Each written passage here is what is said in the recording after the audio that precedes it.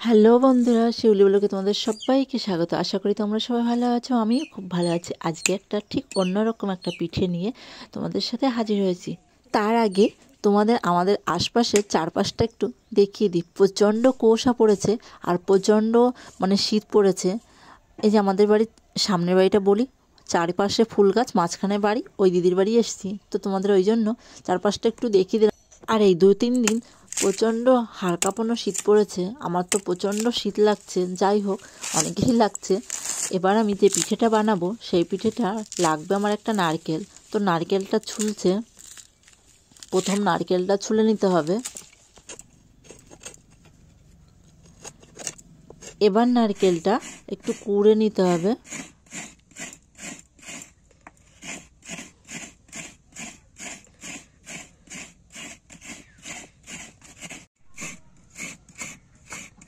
নারকেলটা কুড়ানো হয়ে গেছে। এবার নারকেল আর চিনি একসঙ্গে চটকে নিতে হবে ভালো করে। যেহেতু শীতকাল, নারকেলগুলো একটু ঝুরঝুরে হয়, ওই জন্য একটু খানিকক্ষণ ভালো করে চটকে নিতে হবে। এরপরে দিয়ে দিতে হবে ময়দা।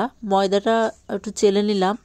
অনেক সময় ময়দার মধ্যে অনেক নোংরা টোংরা থাকে, তো তার জন্য চেলে নেওয়াটাই ভালো।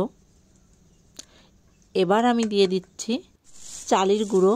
তোমরা এই পিঠেটা পুরোপুরি ময়দা দিয়েও করতে পারো, পুরোপুরি চালের গুঁড়ো দিয়েও করতে পারো। যেহেতু আমার কাছে চালের গুঁড়োটা একটু কম আছে, তার জন্য ময়দাটা চালের গুঁড়োটা মিক্সড করে দিলাম, এতে ভালোই হয়। আর শুধু চালের গুঁড়ো দিয়ে করলে চালের গুঁড়োটা পিঠেটা খুব মুচমুচে টাইপের হয়। আর ময়দা দিয়ে করলে না নরম আর না পুরো ময়দা দিয়ে করলে আবার একটু নরম হয়ে যায়। আর মিডিয়াম সাইজের করতে গেলে চালের গুঁড়ো আর ময়দাটা ঠিক আছে। সবগুলো একসঙ্গে মিশিয়ে এবার জল দিয়ে ভালো করে মেখে একটা ডো তৈরি করে নিতে হবে। ডোটা যেন ভালো করে মাখানো হয়। আমাদের ডোটা প্রায় মাখানো হয়ে গেছে। এবার আমরা বাড়িতে যে ছাঁচটা বানিয়েছি, তো মাটি দিয়ে সেই ছাঁচের উপরে এই যে গোল গোল করে নিতে হবে ওই ডোগুলো। ছোট ছোট করে গোল করে ডো করে নিয়ে একটু চালের গুঁড়ো বা ময়দা দিয়ে দিতে হবে। তারপরে ওই ছাঁচের উপর দিলে পরে তো পিঠে তৈরি হয়ে গেছে, দেখো। আর এই যে ছাঁচগুলো দেখছো, অনেকে ডাইস বলো, তো এটা কিন্তু বাড়িতে বানানো হয়েছে মাটি দিয়ে। কি দারুণ হচ্ছে, তাই না? আমার তো বেশ ভালোই লাগছে। তোমাদের এই ছাঁচগুলো কী করে বানানো হয়েছে তো তোমাদের একদিন সেটাই দেখাবো। প্রথম ওই ডো থেকে একটুখানি নিয়ে আর একটা ছোটো গোল ডো বানাতে হবে। তারপরে এইরকম চালের গুঁড়ো বা ময়দা একটু মাখিয়ে এই ছাঁচের উপর দিতে হবে, তো হয়ে গেল পিঠে। আর খুব সুন্দর সুন্দর ডিজাইনের যেহেতু কাটা হয়েছে, তো সুন্দর সুন্দর পিঠে তো হবেই। চলো, অনেকগুলো পিঠে তো তোমাদের দেখিয়ে দিলাম, এবার আমি কিছু পিঠে তৈরি করে নিই। এই দেখো, এরই মধ্যে দেখতে দেখতে আমি অনেকগুলো পিঠে বানিয়ে নিয়েছি। কিন্তু সত্যি কথা বলতে কি, পিঠেগুলো বানাতে যেমন মজা, দেখতেও কিন্তু তেমনই সুন্দর। এই পিঠেগুলো দিদি বানিয়েছে আর এই পাশের পিঠেগুলো আমি বানিয়েছি। তো দিদি আমাকে বলছে বেশ সুন্দর বানালে। তো আমি জানি না সুন্দর হয়েছে কিনা, কিন্তু সত্যি কথা বলছি, এই পিঠেগুলো যদি অন্য কেউ বানাতো আমার সত্যি খুব প্রশংসা করতে ইচ্ছা করতো, কারণ পিঠেগুলো সত্যি সুন্দর লাগছে। দারুণ একটা জিনিস, সুন্দর, এতটা ভালো লাগছে বলে বোঝাতে পারবো না। যে কোনো জিনিস বানিয়ে তারপর সেটা যদি সুন্দর হয়, দেখতে কিন্তু বেশ ভালো লাগে। এবার এই পিঠেগুলো আমি একটু তেলের উপর ভেজে নেব, না হলে পিঠেগুলো তো আর খাওয়ার মতো হবে না। শুধু ছাঁচে তৈরি করলে কি আর পিঠে হয় বলো? তো চলো, তেলটা বসিয়ে দিয়েছি। এবার তেলটা যাতে গরম হয়ে অপেক্ষা, গরম একটু কম রয়েছে। প্রথমে একটা পিঠে দিয়ে দেখলাম, তারপরে তেলটা গরম হওয়ার পরে দেখো পিঠেটা বেশ সুন্দর একটা ফুলে যাবে। দারুণ একটা সেন্ট বেরোয়। সেন্ট এখন থেকেই বেরিয়ে গেছে, যেহেতু নারকেল টারকেল দেওয়া হয়েছে, এত সুন্দর একটা ফ্লেভার বলে বোঝাতে পারবো না।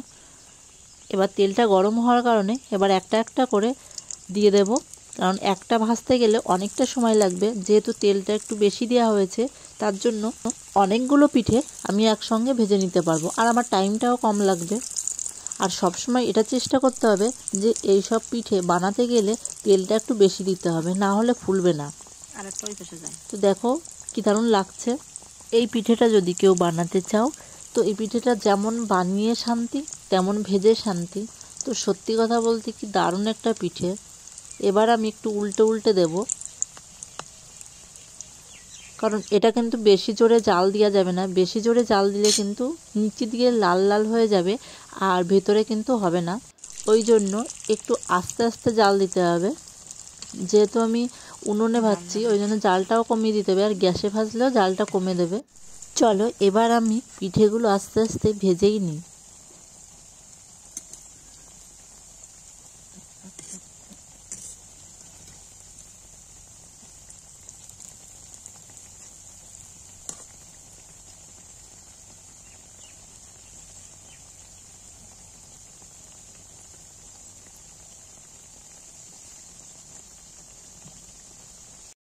প্রথমে একটু আস্তে আস্তে জাল দিয়ে ভিতরটা একটু সিদ্ধ হয়ে গেছে। এবার আমি একটু জোরে জাল দিয়ে নিলাম। দেখো পিঠেগুলো ঠিক এইভাবে একটু একটু লাল লাল করে ভেজে নিতে হবে, আর পিঠেগুলো দেখতে সত্যি সুন্দর লাগছে। আর এত সুন্দর একটা সেন্ট বেরিয়েছে মানে বলে বোঝাতে পারবো না, সত্যি কথা বলছি। আর আজকে আমার এই পিঠেটা বানাতে সাহায্য করেছে সামনের বাড়ির যে বাড়িটা দেখাই ওই বাড়ির দিদিটা। তো চলো দেখো পিঠেগুলো এমনি কিন্তু তেলের পরে দেওয়ার পরের থেকে পিঠেগুলো একদম ফুলে একদম মানে সেই ফুলকো ফুলকো হয়ে গেছে। তো এই যে পিঠেগুলো আমি নামিয়ে নিয়েছি, দেখো পিঠেগুলোর কিন্তু যেমন ছাঁচে হয়েছিল ঠিক তেমনই কিন্তু ডিজাইনটা এখনও রয়ে গেছে। আর পিঠেগুলো কিন্তু এখনই এই অবস্থাতেই তোমরা খেতে পারো, কোনো অসুবিধা নাই। আর একবার একটু খেয়ে দেখো, সত্যি কথা প্রচণ্ড মানে টেস্টি একটা পিঠে, এবং তোমরা এটা বিস্কুটের মতোও খেতে পারো। আর যখন আমি তেলের উপরে দিয়েছিলাম তোমরা দেখতেই পেয়েছো, তেলের উপরে দেওয়ার সঙ্গে সঙ্গে এগুলো কিন্তু ফুলে গেছে। আর অনেকগুলো পিঠে বানিয়েছিলাম, তো সেইগুলো মানে কিছু ভেজে নিয়েছিলাম আর কিছু বাকি ছিল, তো সেইগুলো আমাদের ভাজাও কমপ্লিট হয়ে গেছে। চলো এই পিঠেটা গরম গরম থাকতে থাকতে দুধের মধ্যে দিয়ে দিই। এই পিঠেটা দুধের মধ্যে দিয়ে দিয়েছিলাম গরম গরম থাকতে থাকতে। দেখো এই পিঠেটা এরকম ফুলে গেছে দুধে দিয়ে, দুধ আর চিনি একটু জ্বালিয়ে তার উপরে দিয়ে দিয়েছি। তোমরা ওই অবস্থা ভাজা অবস্থায় খেতে পারো।